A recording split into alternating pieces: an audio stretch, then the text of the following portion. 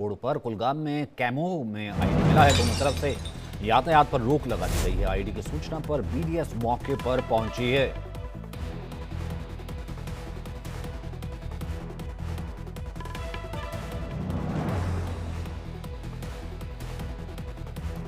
दोनों तरफ से यातायात पर रोक लगा दी गई है। आईडी की सूचना बीडीएस मौके पर पहुंची है।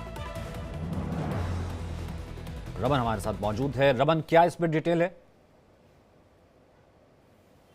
जी सचिन, देखिए ये अनंतनाग का इलाका पड़ा, अनंतनाग के साथ लगता हुआ कुलगांव का इलाका पड़ता है और यहाँ काइमो जगह पड़ता है, जहाँ पर एक सड़क के किनारे एक कंटेनर के अंदर एक आईडी जो है वो प्लांट करके रखी गई थी ताकि वहाँ से गुजरने वाली जो भी सैन्य वाहन हो उनको निशाना बनाया जा सके। लेकिन आपको मालूम है कि जब भी कश्मीर के अंदर कोई भी आर्मी का काफिला निकलता है तो सुबह सबसे पहले रोड ओपनिंग पार्टी जो है वो निकाली जाती है। और इस रोड ओपनिंग पार्टी ने जब सड़क के किनारे एक नाले के पास देखा कि कुछ कंटेनर में संदिग्ध वस्तु रखी हुई है तो वहाँ मेटल डिटेक्टर से जाँच की गई तो उसमें विस्फोटक सामग्री का होने का संदेह जो है वो जताया गया। और उसके बाद बम डिस्पोजल स्क्वाड को वहां बुलाया गया, जिसने वहां पर सबसे पहले दोनों तरफ से जो रास्ते जिस पर गाड़ियां चल रही थी उनको यातायात को पूरी तरीके से रोक दिया और उसके बाद एक कंट्रोल विस्फोट के साथ जो है उस आईडी को निष्क्रिय कर दिया। ये पहली घटना नहीं है, इससे पहले भी चाहे नॉर्थ कश्मीर का इलाका हो, साउथ कश्मीर का इलाका हो या सेंट्रल कश्मीर का इलाका हो, इन तीनों इलाकों के अंदर कहीं ना कहीं सैन्य वाहनों को, सुरक्षा बलों को निशाना बनाने के लिए आतंकी इस तरीके के आईडी का इस्तेमाल कर रहे हैं। और इस बात के लगातार इनपुट मिल रहे हैं कि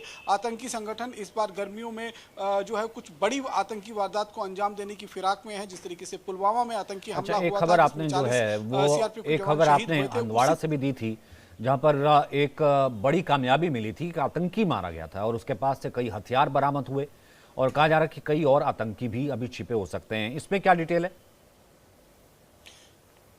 जी हाँ, देखिए सुबह करीबन 5 बजे से ये ऑपरेशन जो है वो हंदवाड़ा के इलाके के अंदर चल रहा था। हंदवाड़ा के साथ ही एक लगता हुआ खुर्रम इलाका पड़ता है, एक स्थानीय इलाका है, एक रिहायशी इलाका है और उसके साथ ही जंगल है। उस जंगल में सुरक्षा बलों को ये जानकारी मिली थी कि वहाँ पर 2 से 3 आतंकवादी छिपे हुए थे। लेकिन जब सुरक्षाकर्मी की टीम वहाँ पर उन आतंकियों की तलाश में पहुंची तो उसमें जो आतंकी वहाँ छुपे थे उन्होंने सुरक्षा बलों पर फायरिंग शुरू कर दी, जिसमें एक सुरक्षा बल जो है वो जख्मी हुआ था। और उसके बाद सुरक्षाकर्मियों और आतंकियों के बीच में फायर फाइटिंग शुरू हुई, जिसमें एक आतंकी मारा गया। लेकिन अभी जो 2 आतंकवादी थे वो शायद घने जंगल में दूसरे लोकेशन पर शिफ्ट होने में कामयाब हुए हैं, इसलिए उस पूरे जंगल को घेर कर रखा गया है और ये कोशिश की जा रही है कि उन दोनों आतंकवादियों को जल्द से जल्द न्यूट्रलाइज किया जा सके। दरअसल ये अब एक रणनीति बना ली है आतंकियों ने। अगर 3 से 3 आतंकियों का ग्रुप होता है और कहीं ना कहीं वो अगर सुरक्षा कर्मियों के घेरे में आ जाते हैं तो एक आतंकी मोर्चा संभालता है और 2 आतंकी जो है वो अपने नए ठिकाने की तरफ अग्रसर हो जाते हैं उस जंगल के रास्ते, क्योंकि जंगल जो है वो बहुत घना है और उसमें अगर किसी तरीके की मूवमेंट होती है तो सुरक्षा कर्मियों को कोई पता नहीं लग पाता है। इसलिए एक आतंकी जो है वो लगातार सुरक्षा कर्मियों के साथ फायर फाइट कर रहा था, जिसमें वो मारा गया है।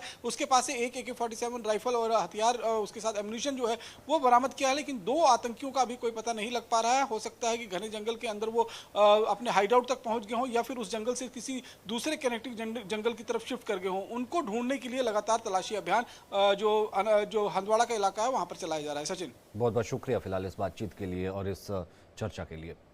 रुक रहे ब्रेक के लिए। देश और दुनिया की खबरों से अपडेट रहने के लिए लॉग ऑन कीजिए